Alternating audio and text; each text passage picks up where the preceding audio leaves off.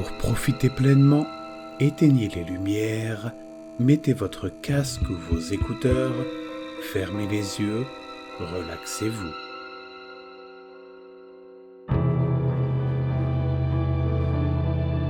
Le visiteur matinal.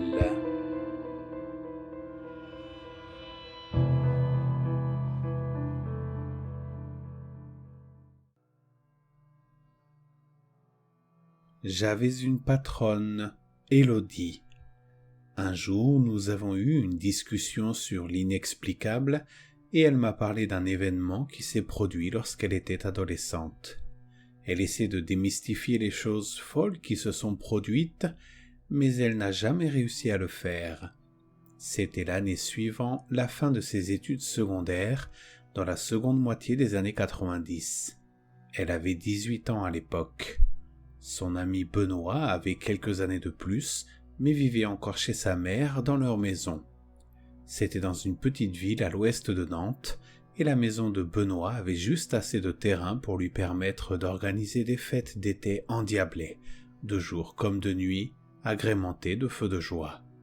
D'ailleurs, il n'était pas totalement isolé et des gens des quartiers environnants venaient à ces fêtes. Un jour, Benoît a rencontré un gamin skater nommé Stéphane dans un parc. Et comme il est très sociable, Benoît l'a invité à passer du temps chez lui. Benoît a probablement eu pitié de Stéphane, car ce dernier lui a dit qu'il était un fugueur qui vivait dans le parc. Il jouait aux jeux vidéo, faisait des tournements à neige et faisait la fête jusque tard dans la nuit. Stéphane a commencé à se présenter tous les jours chez Benoît, à frapper à la porte à 7 heures précises et à l'inciter à boire du matin au soir. Il avait environ 16 ans, les yeux foncés et les cheveux noirs hérissés. Souvenez-vous, c'était la fin des années 90. Et il semblait tout à fait normal, à l'exception de 2 ou 3 choses. La première, c'est qu'il portait toujours la même chose, un t-shirt ordinaire blanc et un bermuda imprimé camouflage. Malgré le fait qu'il dormait dans un parc, ses vêtements avaient toujours l'air propres. Deuxièmement, on ne l'a jamais vu manger ou aller aux toilettes, alors que Stéphane buvait beaucoup avec Benoît. Enfin, curieusement, personne ne se souvient d'avoir senti la peau de Stéphane, même mon superviseur qui s'était assis à côté de lui dans une voiture lors d'un voyage. Elle a traîné 2 fois avec Benoît et Stéphane dans la maison de Benoît et à chaque fois, elle et son ami ont eu l'impression que quelque chose n'allait pas avec Stéphane, surtout lorsqu'il émettait ce rire qui semblait diabolique et maniaque. Il semblait aussi devenir de plus en plus bizarre lorsqu'il partait en voyage et s'éloignait de la ville de Benoît.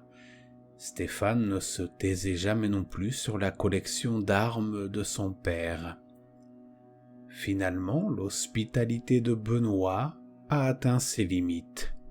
Après 2 semaines entières passées à se faire réveiller à 7 heures du matin pour aller faire la fête, Benoît s'est fâché avec Stéphane devant sa porte. Il lui dit « Écoute Stéphane, ça fait 2 semaines que tu viens ici tous les matins.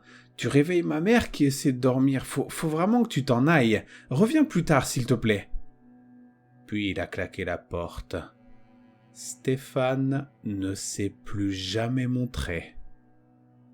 Benoît est venu voir Élodie, un peu plus tard, avec un article de journal. Il s'agissait de Stéphane, qui s'était apparemment suicidé. Stéphane s'était échappé de l'asile psychiatrique où ses parents l'avaient placé et qui était situé dans la ville de Benoît. Il s'était rendu à la maison de son père et s'était tué avec l'arme de ce dernier. Benoît était d'abord contrarié parce qu'il a eu l'impression d'avoir mis Stéphane au bout du gouffre en le mettant à la porte, jusqu'à ce qu'il vérifie les dates. Stéphane s'était suicidé le 10 juillet, soit 2 semaines avant leur première rencontre.